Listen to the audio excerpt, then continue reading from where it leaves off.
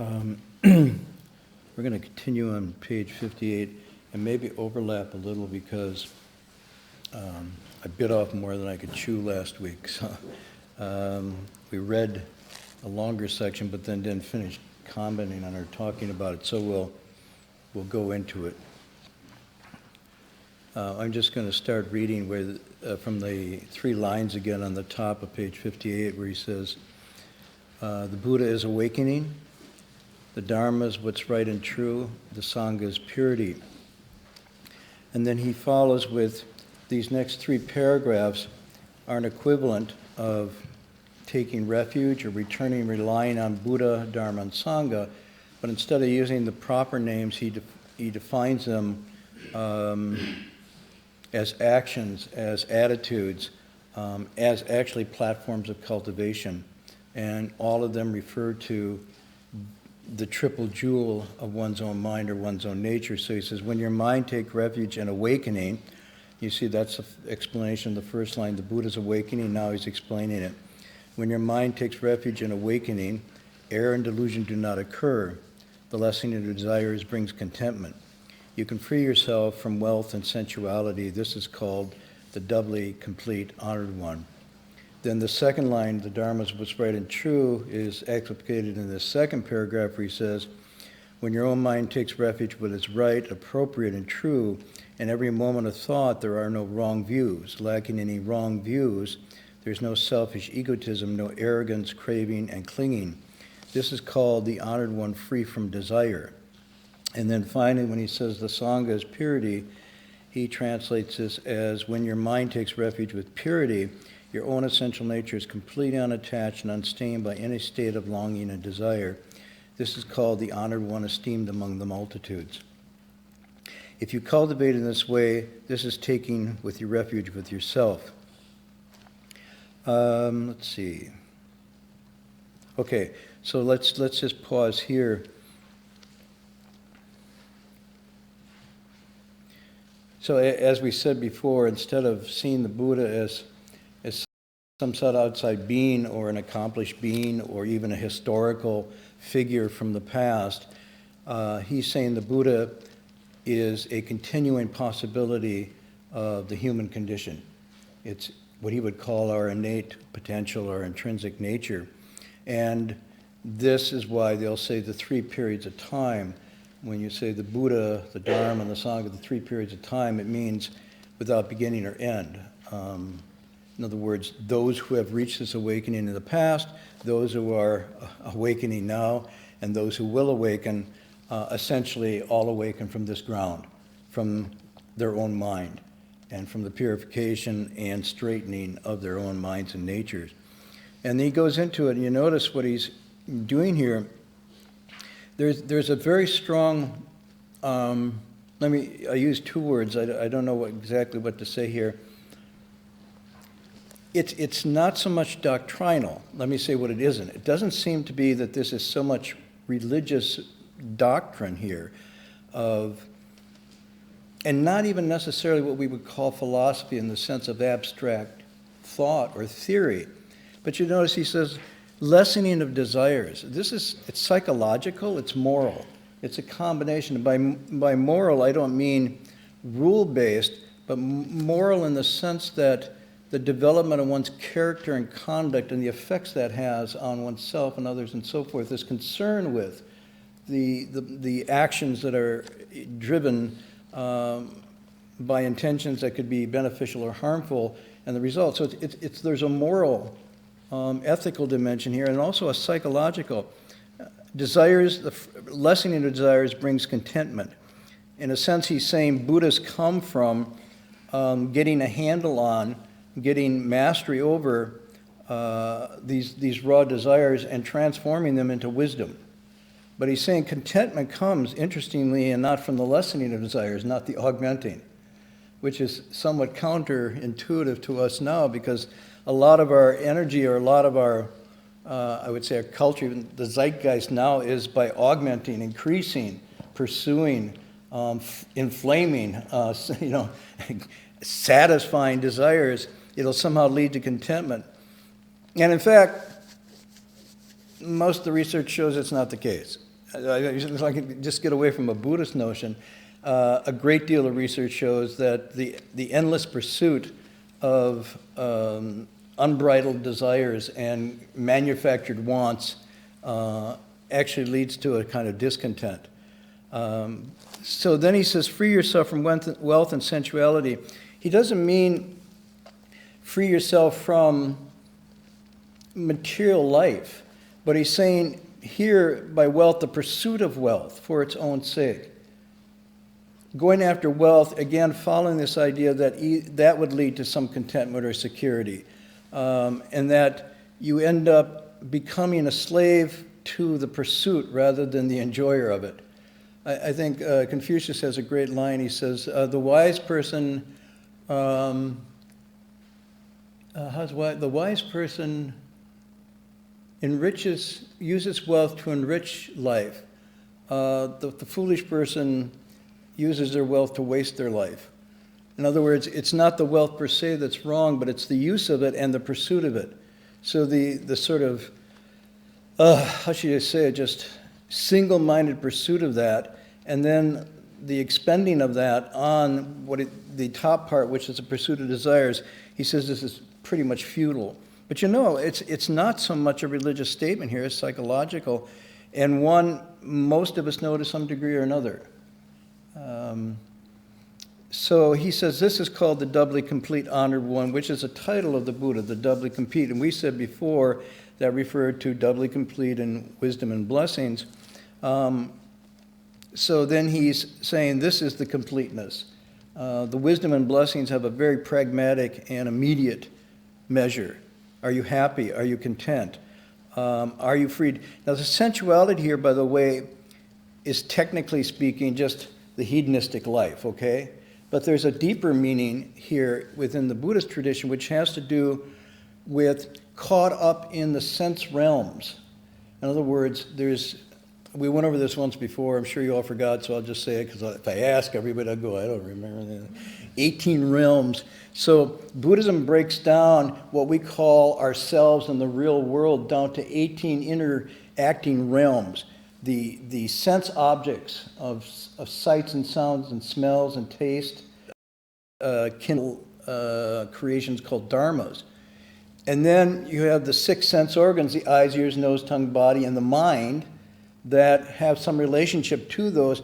And that relationship is a consciousness that attaches to those, that appropriates those, that sets up a reality around those 6 sense objects, the 6 sense organs, and the consciousnesses, the awareness that brings them into our world. And that's what's meant by sensuality. It doesn't just mean, hedonistic pleasure. It means an actual misunderstanding that this activity of taking these sense objects into identity, into consciousness as me and mine, and some sense that, moreover, that this is some kind of permanent and unchanging, stable, reliable thing, is at the heart of what the Buddhist means by lost in sensuality. So it's much deeper than just going out and getting stoned or having a good time or what you think is a good time, or just splurging, or the eat, drink, and be merry phenomenon. It's referring to a fundamental psychological misperception that one seeks to have an unpermanent, unchanging real world and a real me that gets it and sets it up through these 18 realms, which the Buddha says is just a dream, an illusion, an imagination. He calls it it's an imagined reality. And of course, as we get old and sick, and then that next stage, which we won't say, the D word, these 18 realms go poof, all gone. And there's no me or mine, and none of that, it just disappears. And at the point of death, it's very dramatic. It doesn't just fade, it just disappears. Just as surely as the lights go out in this room and there's no light anymore. Poof, it's all gone. So he's saying investing in that, putting our energy into that, which he means by sensuality, trying to find a me and mine and permanence in this unstable fluctuation, is what he calls the opposite of awakening. He uses the word dreaming. So this is very interesting. He's not saying it's bad, it's wrong. He said you're dreaming. And in the dream, you think it's real. And so awakening is awakening from that. The next one, he says, you take refuge in what is right, appropriate, and true. In every moment of thought, there are no wrong views. Lacking any wrong views, there's no selfish egotism, no arrogance, craving, and clinging. Okay, so here again, you notice it's behavioral and psychological and moral. It's arrogance, it's egotism, it's craving and clinging that are represented as the obstructions to our liberation and awakening. Not believing in the Buddha, okay? Or not how we say, reciting your prayers, or not reading the sutras. Okay, he doesn't list any of this, but he lists a kind of attitude or orientation where the way you look at things is fundamentally off. That's what's meant by wrong views. I don't want to go into them tonight because it's quite elaborate what they are, but they're specific misorientations or misperceptions. And the reason they're wrong is not because the Buddha said they're wrong. It's like, okay, the Buddha said they're wrong because they're wrong, and they're not wrong because the Buddha said it. In other words, in the awakening experience, he saw that not just certain habits of body, craving, desires, anger, jealousy, and so forth would lead to tying yourself up, but certain deeply held intellectual, psychological views. And I explained this last week. It's not necessarily just an attitude that you have, Berkeley's a nice place to live. No, it's not. Yes, it is. You know, that's a view. But that's not what he means by that. What he means by a view is a fundamentally deep-held orientation to reality that's off. For example, I can beat the game of impermanence. And I will strive all my life to go up. And he says, it's wrong because you can't.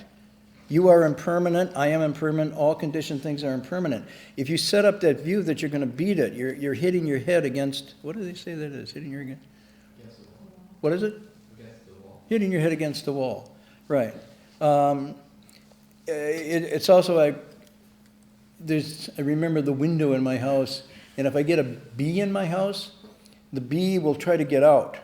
And it'll go towards the window and then just boom, boom, boom, boom, hitting itself against the window, trying to get out. Basically, the Buddha said, trying to escape the triple realm, trying to escape the realm of conditioned existence through a false sense of searching for a permanence or a real self that endures forever is just like this.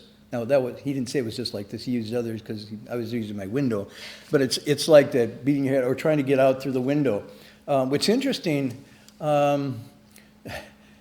I figured out a way to do this.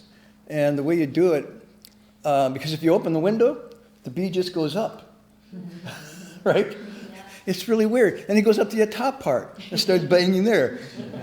It's really, and you open anything else and the bee comes right back to that window. And same thing with birds. I get birds in my house too. So what I discovered, if you take a magazine or just a piece of cardboard and you put it on the outside of the window and darken it, so that, and it just goes right out. So in this case, darkness leads to awakening. It's paradoxical, but it works. You can try it. It's a lot harder to get people to stop beating their heads against windows. Because you hold the magazine, I'm like, oh, what's a magazine? That's an ad for a car. Whoa. And then they go after that. So it's really tricky how you do this. Then he says, let me go a little more into that because I want to emphasize this. This teaching, what I would call these wisdom teachings, and I don't just limit it to Buddhism, I think you can find it throughout the deeper wisdom traditions. And again, I'm most familiar with some of the Western, but mostly the South and East Asian traditions. But I think in all of them, what I found remarkable when I started studying them compared to my study of Western philosophy was that what was true or right, use those words, right, true, wasn't so much a theory or even an intellectual proposition, but something else more related to this, more related to these qualities, and then more related to an outcome that wasn't so much I won the argument or this is an absolute truth, capital T, but it was true because it led to something other than, it led to a different human condition, to a different way of life. So when I started to look into this, at this time it was part of what I was working on my dissertation, which was, 100 years ago. And at that time I was still a monk and I was a college graduate student, so I had no money really to speak of. The combination is deadly. You can be a graduate student, but a monk graduate student, you don't have anything. And so I came across this book written by a woman Chinese philosopher, and I read some reviews of her stuff, and I was really fascinated. I thought she's talking something here I need to understand. But when I went to the librarian said, it's like 10 years ago someone took out her book and never brought it back. And the book is called To Acquire Wisdom, so I thought, oh, really? They got wisdom, they kept it, and they didn't bring it back. And I was like, okay. And then I looked, online to do a search, and out-of-print books can really go up in price. So the cheapest one was $1,500. And I thought, oh, somebody made a mistake and added too many zeros. No. And so I did a desperate kind of naive thing. I wrote to her. She was living in Toronto at the time. And I said, I just read some material from your book, To Acquire Wisdom, and I really find it interesting and fascinating. I want to probe it, but I don't have a copy. And could you send me a copy? And I'm sending you a check for $15, which is all I can really afford. And I thought, bye-bye, forget that. Why would this great scholar bother with me? And then like 3 weeks later, this package arrived, and it was a copy of the book. And inside she wrote a note. She said, I'm humbled to think anybody would find my work interesting and fascinating.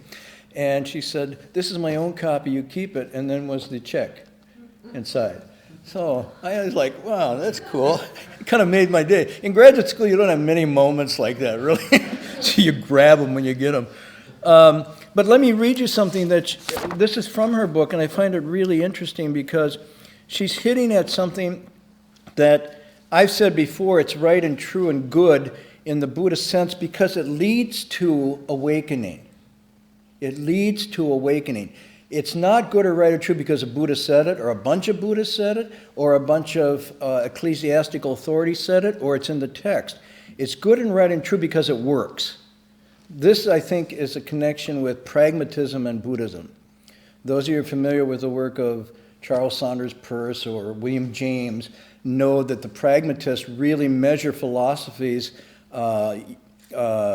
truth and goodness by its usefulness. And its usefulness in the sense that it improves the human condition and actually works to cause a change, a positive change, an uplifting of understanding behavior. Not because you can logically argue it or win an argument over it, or that it's true because so-and-so said it.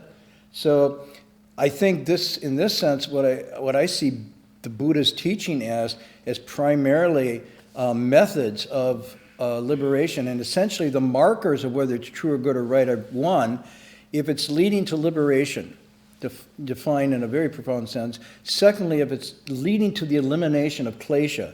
Remember we talked about klesha? No? The afflictions?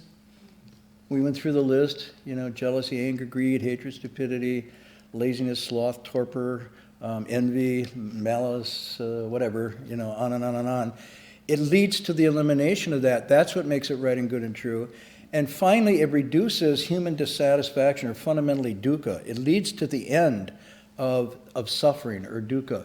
Those are the markers whether this is right or true or good. Let me read, this is from her book, and I really like this quote.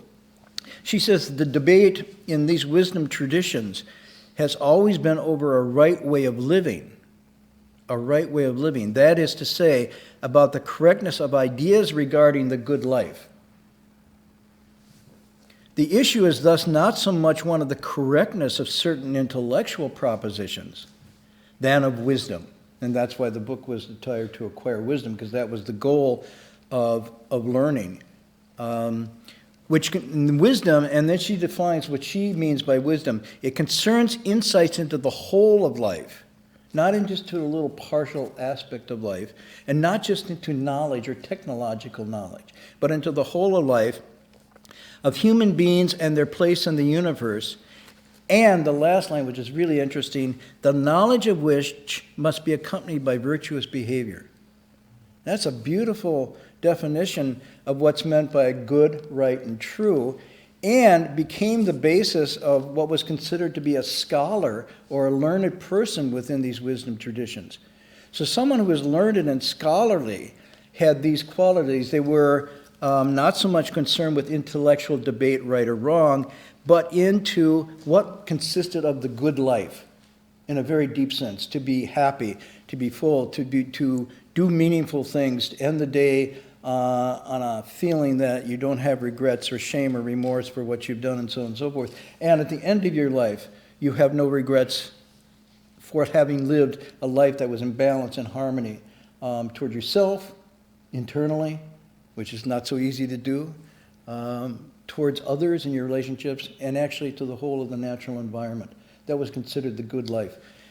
And so she defines it that way, and then she has a little closing, and she say, these traditions, scholars have to do this, because they think, why are you studying that old stuff?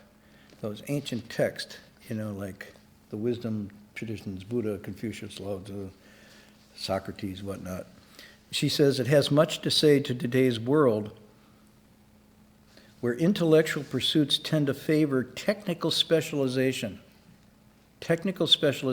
over creative and personal synthesis, and where the quest for the good is often set aside to give time to minute analysis in the meaning of oughtness.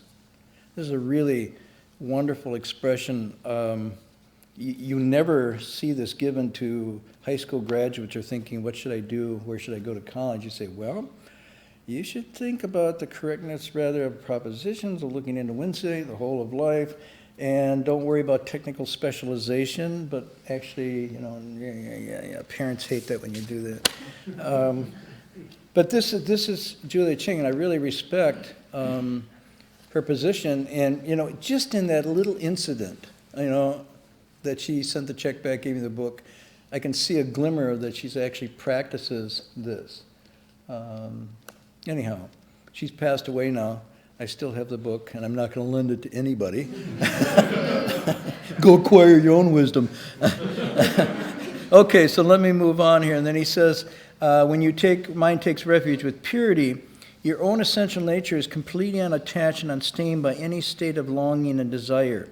This is called the honored one of the multitudes. Now again, what he means by purity is twofold. One, purity means needing its whole and complete unto itself. There's no admixture. Nothing needs to be added. So the purity he's talking about is an intrinsic purity that we have all along. And the mistake is we think we don't have it, and then we start to go out and look for purity, which he says is adding a head on top of a head. Simply let your mind be calm and still. Simply let your desires settle, and purity will naturally manifest again. You don't have to go out and get it. It's intrinsic. The other thing I like about this, and I said once before, this is not the teachings I grew up with, okay? Now, I'm not going to say what I grew up with or where I grew up. You can all figure things out, but I never was taught that my own mind, my own nature, was essentially awakened, was essentially able to figure out right, wrong, good, and true, and was essentially pure to begin with, and not innately kind of distorted or depraved, and therefore had to be rescued, saved, and it was really an uphill battle with me, but all of my kind. That notion of my upbringing led to a great amount of doubt, lack of confidence at a very deep level, insecurity, and always looking for something that I felt I didn't have. And, it's like, well, obviously I'm not whole and complete, so therefore this itch starts. And it's a religious itch, a spiritual itch, it's a material itch, it's a relational itch, constantly seeking to fill the holes and gaps of what I presumed I lacked or was told that I didn't have. As I've said before, it's really good for the economy because this will get you to buy and consume endlessly. And it's also good for making you depend on a lot of things other than yourself. Now, by depending on yourself, I don't mean arrogance here. I mean trusting and having confidence that you have the wherewithal to become a whole and complete person again, in other words, to return to that It's not like you're deficient and therefore you have to get it from outside, which is what the Sixth Patriarch means in the psychological sense. Don't look outside. Look within your own being. Look within your own life right now, because that's the answer. So he says, if you cultivate it in this way, this is taking refuge with yourself. Again, many times this text has been taken out of context, and people say, yeah, you're supposed to take refuge with yourself. I do. I take refuge with me, myself. Number one, numero uno. Yeah, no, that's not what he means here, yourself. He's not using it in the conventional sense of taking refuge with your unawakened self. He's saying taking refuge with your true self, which has these above qualities to it. It's very different than just taking refuge. In fact, what you're taking refuge with is your no self. But that no self doesn't mean nothing. That means your true self. Paradox. But not really if you think about it. Because what's preventing the manifestation of all these things is a manufactured self, an imagined self, not a true self. And a self that doesn't stand up not only to the light of your own inquiry, but I would argue doesn't stand up to the light of our newest deity, science. Okay, you try to show me any modern scientific work, I would say biology, physics, any place that you can find the assertion of a permanent, unchanging self behind all of this stuff going on. I doubt that you'll be able to find anybody making that claim. They'll talk about processes, they'll talk about changing conditions, they'll talk about structures, biologically they'll talk about taking everything down to, well, now how far do you go down? You go to tissues, to cells, to... Well, then we used to have molecules. I got atoms as far as I went, and then I heard there was subatomic particles, and what are we down to now? Quarks? Oh, that's probably old. Huh? Nucleus? Yeah. What's in it? Is the nucleus the end? There's atom, and then there's nucleus. And what? So the nucleus is it? No, and then there's protons, and then I forgot what's next to the protons. Electron. Anybody? Neutrinos. Huh? Strings. Waves. Waves and strings. And can you see the waves and strings? No. Whoa! You mean you have to take them on faith? Whoa! Okay, I'm sorry. I just wanted to point out.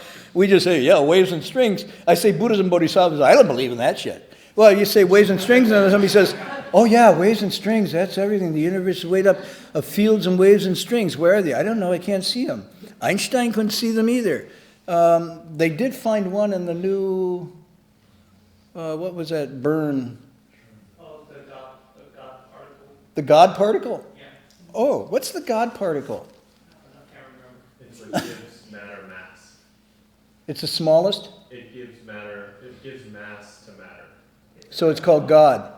That's the colloquial name. It's called the Higgs boson Uh-huh.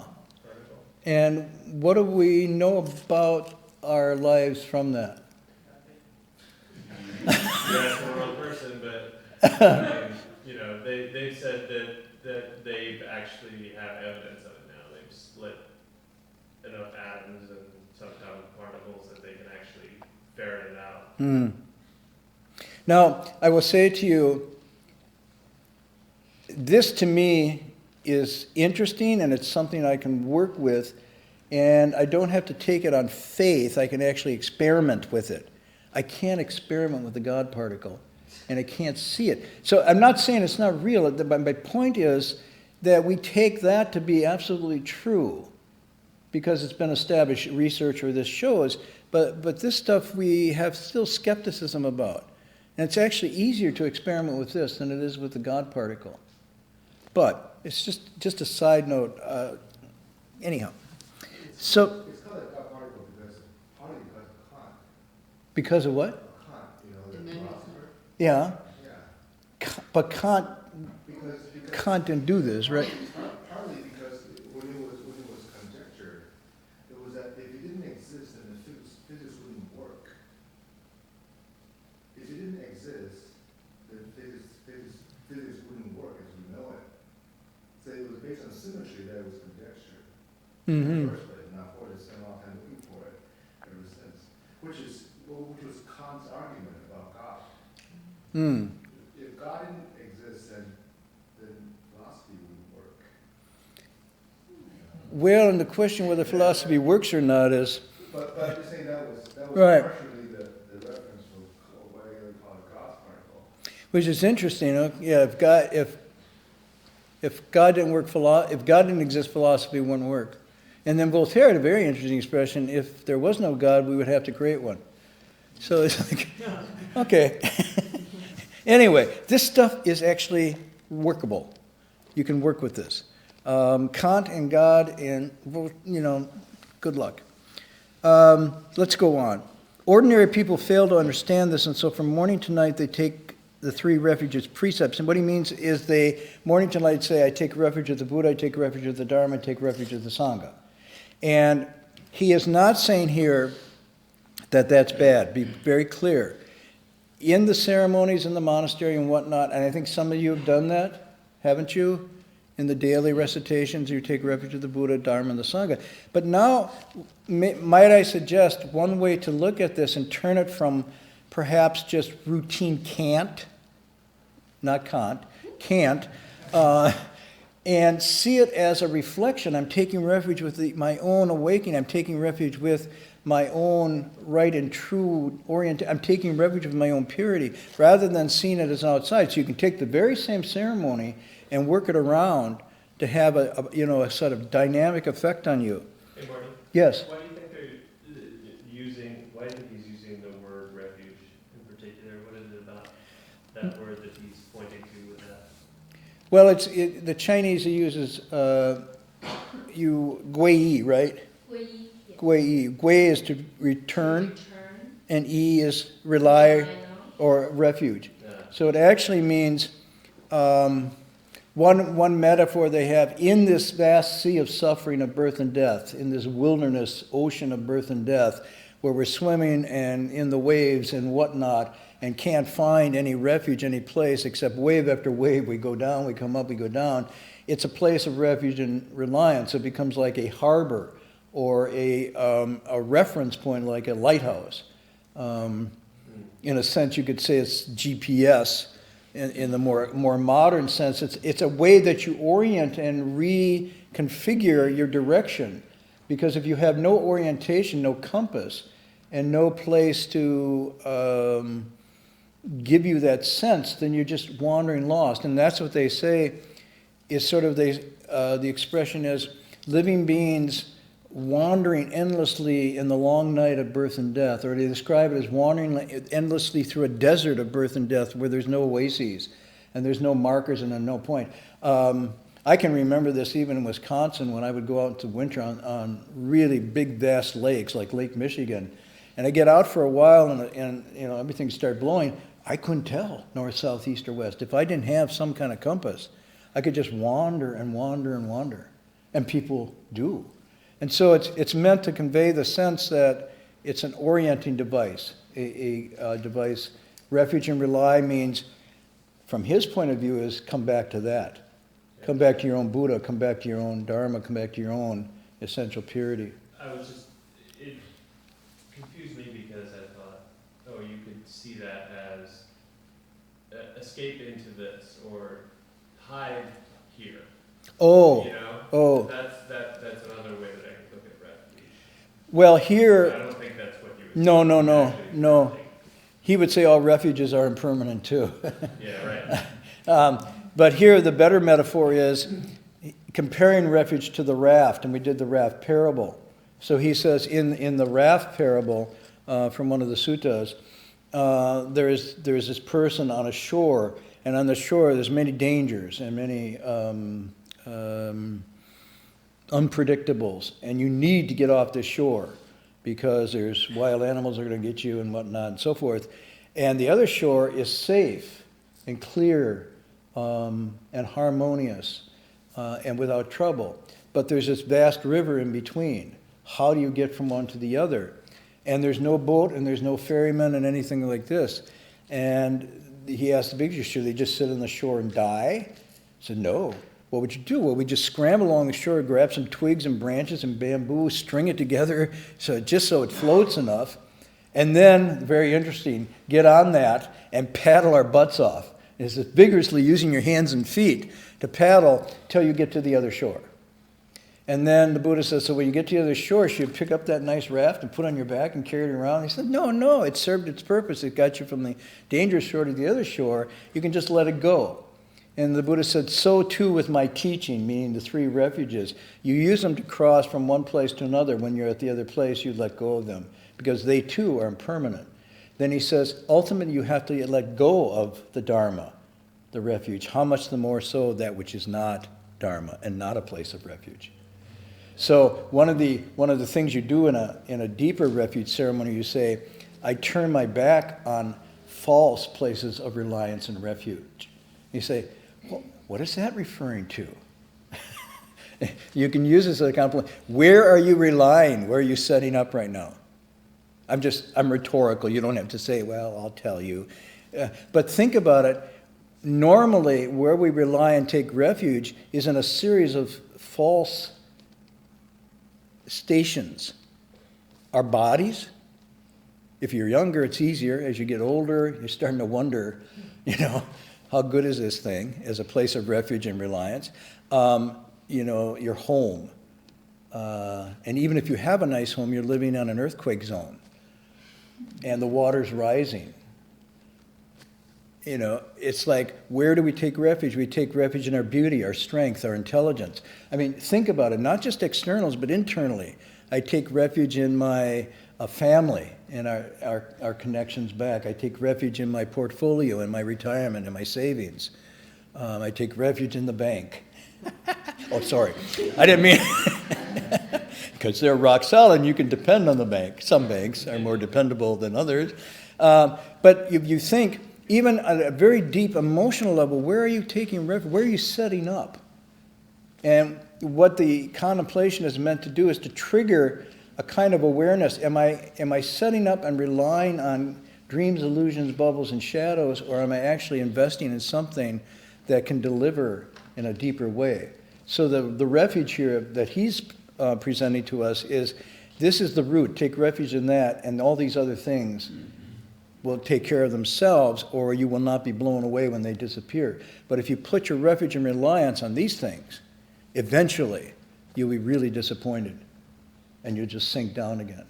But it's not a permanent, what a friend I have in Buddha, hanging on, because the Buddha's like, swim, swim, get out of the nest. Okay. So you say you take refuge in Buddha, but where is the Buddha? Now he's pushing you. I take refuge of the Buddha. Zainar. Where's the Buddha? Well, he's at the monastery. Or he's in the Pure Land. He's being very practical here. If you do not recognize the Buddha, how can you return to him? Such talk is absurd. So he's really now hitting home here. Good and wise friends, each of you examine yourself. Don't go about this incorrectly. The sutra, the Avatamsaka, one of my favorites. I really like the Avatamsaka. Tomorrow night is the Avatamsaka lectures. This is said to be the king of kings or the queen of queens, depending on of sutras. It's wonderfully deep and rich. It's a description of the nature of reality and also the most detailed description of the path of the bodhisattvas and the path they walk. And chapter after chapter, it's just incredibly wonderful. That text says you should clearly return and rely on your own Buddha, not with some other Buddha. Now, this is interesting because some people say, oh, this is Hui Neng. This is the Sixth Patriarch Chan Zen stuff, pushing it back, mind pointing to mind. But the other sutras don't say this. But clearly the Avatamsaka, which is one of the central Mahayana texts, says this very clearly. In fact, it says, if one wishes to, how does it say? One wishes to know and see the Buddhas and have the wisdom of all Buddhas, one should make a great resolve to walk the same path the Buddha walked. Well, that sounds to me like relying on your own Buddha. In other words, that's right from the Avatamsaka. And it says, where was there ever a person of wisdom who got to know and see Buddha, except by resolving their hearts in this and walking the same path the Buddha walked. In other words, the goal of this is not to believe in the other Buddha, but to replicate within yourself the Buddha's awakening experience. That's a very different trajectory. And he says you can do it. Then he says, if you don't return to the Buddha within, there's nothing you can rely on. Now that you've awakened yourselves, each of you take refuge of the tree treasures of your own mind. Inwardly regulate mind and character, outwardly respect others. This is to take refuge with yourself. This is very interesting because it has both the inner and the relational. He's saying, have respect, cherish others. I am life to live, in the midst of life to live. All living beings have this nature, I do. And now you have a way of relating and looking within. And that's the refuge ceremony he's giving. Any questions on this? It sounds so easy, doesn't it? I know, like Friday night, it's like, yeah, it's great, I'm going to go out and take refuge with my own Buddha. Where'd he go? Gone. The interesting thing is, I think Confucius has an expression, he says, the true path can never leave us for a minute. If it could leave us for a minute, it wouldn't be the true path. The Buddha nature, the Buddha within, is never gone. If it was gone, it would never be the true Buddha. So it's like, well then, how do I look for it? Well, we have a map. Ching Shen will sell them at the end of class. It's a little directional map of how you look for the Buddha within. The one thing I would say here, as with many of the Sixth Patriarchs' teaching, if we asked him, how would you go find the Buddha? He would say, turn away from the not Buddha. What is not Buddha, what is not awakening, what is not pure and true, simply turn away from that, and as soon as you turn, you will find the Buddha. It's via negativa. In other words, don't go looking for the Buddha. Simply get rid of what's standing in the way of it manifesting right within. So the emphasis on the cultivation would be get rid of what's false, get rid of what's not pure, get rid of what's not awakening, and that itself is Buddha. There's nothing to get. So, but that's really hard to do. I'm really good at telling other people how to get rid of what's false, but I really treasure my own, my little precious falseness. And I at night I dream about it, and I have it in my little drawers, and it comes up again, and there is this and that, and So habit energy is such that what most afflicts and troubles us, we most prize and treasure. It's really hard to get rid of. But let me read you something. This is pretty cool. So around the turn of the century, turn of the century. For you, it was like 21st. I'm talking 19th, 20th, okay? Ancient, way back. As my niece says, that's so yesterday. At the turn of the century, there were a lot of Americans, for various reasons, who got very excited about Buddhism and wanted to know what it was, and wanted to seek out Buddha and enlightenment, they called it. And so some of them read books that were starting to come in and be translated. Around the 1890s or so forth, a number of translations were starting to come both from Sanskrit and Chinese and so forth. But some really felt that they needed to go to the East, to go make the journey to the East, to get awakened, to go to Japan and to China and India. And so there was a lot of very notable Americans. These were not like us guys, 60s dropouts who just put on a backpack and went. I mean, these were the artists and intellectuals of their time. William James and his brother Henry, Ernest Fenollosa, who was a professor at Harvard, Thomas Sturgis Bigelow, a Boston Brahmin, and so forth. And many of them went to Asia. So I'll tell you two stories just to illustrate this. It's really wonderful. So the first time, I think it's, I forget who the two are. It might be Henry James and one of his artist friends from Boston. And they're on their way from the East Coast to San Francisco to get a steamer to go to Japan in search of enlightenment and awakening. And they come to some place and they're stopping in Wyoming or something a train station, and this local comes up and says, "Where are you guys from?" From Harvard and whatnot. Where are you going? Well, we're going west. What are you after? Well, we're looking for, and they said, Bodhi. And the guy had never heard this expression before. And he didn't want to be put down. He says, they're out of season.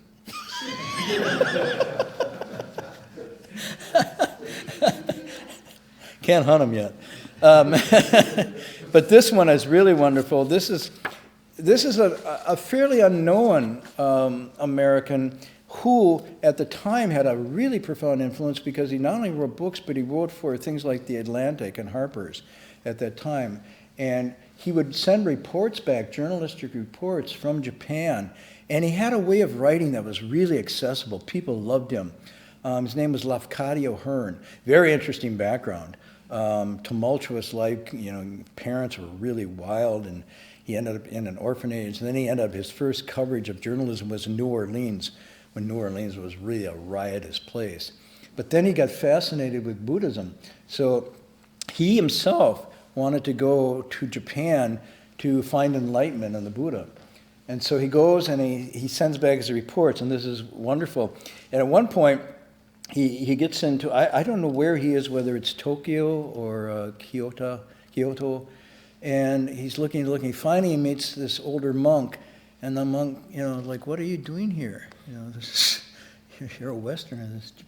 He says, I'm looking for Buddha, and I'm looking for enlightenment. Oh, he says, over there, up in the mountain, there's a temple.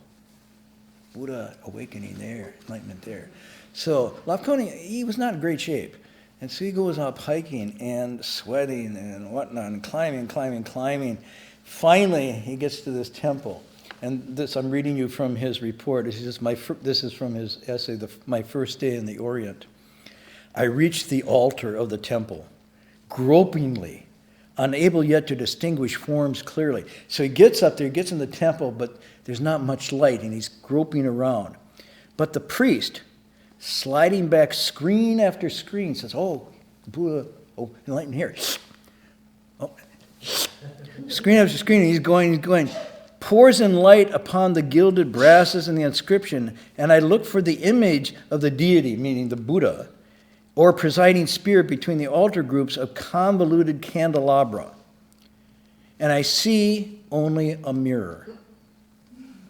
A round, pale disc of polished metal, and my own face therein.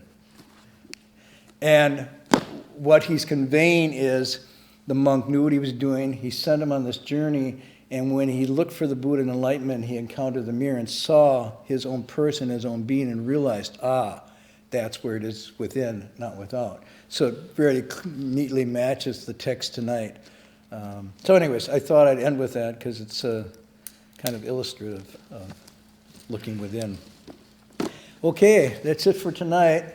We'll pick up again next Friday. Anything to announce besides the Avatamsaka tomorrow night? One special event, our professor from Dharma Buddhist University, Lauren Bausch, Oh, right. the conference to honor Dr. Ganesh Umagat with his contribution to Vedic studies. The name of this panel will be Self, Sacrifice, and Cosmos, Vedic Thoughts, Ritual, and Philosophy. It will happen in Stevens Hall, UC Berkeley, from 8:30 a.m. to 5 p.m. Yeah, this is a whole special conference that Dharma Buddhist University, along with UC Berkeley, is putting together on the Vedic text and the Vedic rituals and so forth. And there's a number of very prominent people presenting tomorrow, basically 8:30 to 5:30, right? How many do you know are presenting? 8 of them. The keynote will be at 4. Yeah. Yeah, and this is, Buddhism and these traditions sort of stem from a common source. So it's really interesting if you're, and I think it's free. It's open to the public. You can figure out, I don't know where Stevens Hall is, but it's Near the Campanino. near that. Oh, that's easy to find, the big tall tower. So you just go to the big tall tower and ask, where are the Vedas? No, you ask for Stevens Hall, and somebody will direct you. They'll think, oh, that's a visiting team playing Cal this week. No, it's not. So ask for Stevens Hall. And check, I think that you're holding up a poster, right? You can find the poster, and the poster will give you a link online to see what the various talks are. So you might find that an interesting way to spend a Saturday. And then you could support our young Professor Lauren in her 8:30 presentation. Standing ovation. And we got also tomorrow the Avatar Saka lecture, 7:30 p.m. by Refuge. On Monday we have Buddhism for the Modern Mind by Doug Powers. And Kim, what is the topic? Constructing a functional narrative. And this time we're going to start at 7 p.m. to give the people online a chance to ask questions, and lecture will start at 7:30. This is from last time's topic, anxiety. So now you're no longer anxious, you need a narrative. Gee, in one class you got rid of anxiety. That's amazing. Okay, we'll do the transference in English.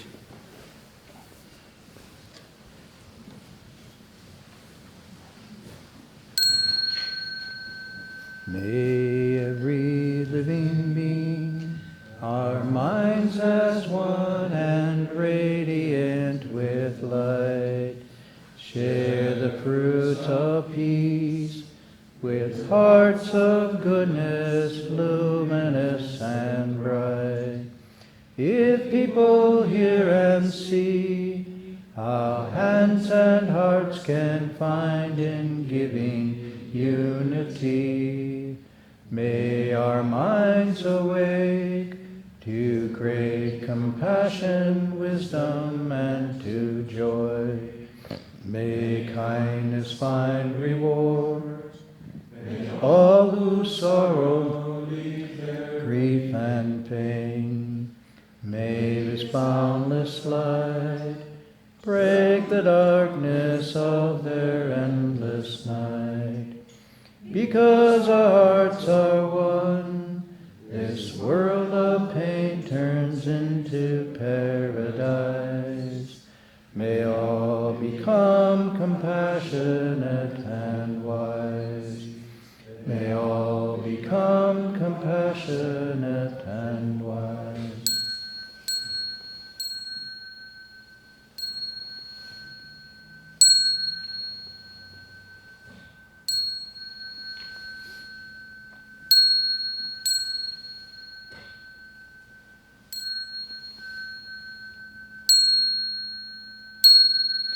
Ding li san bao.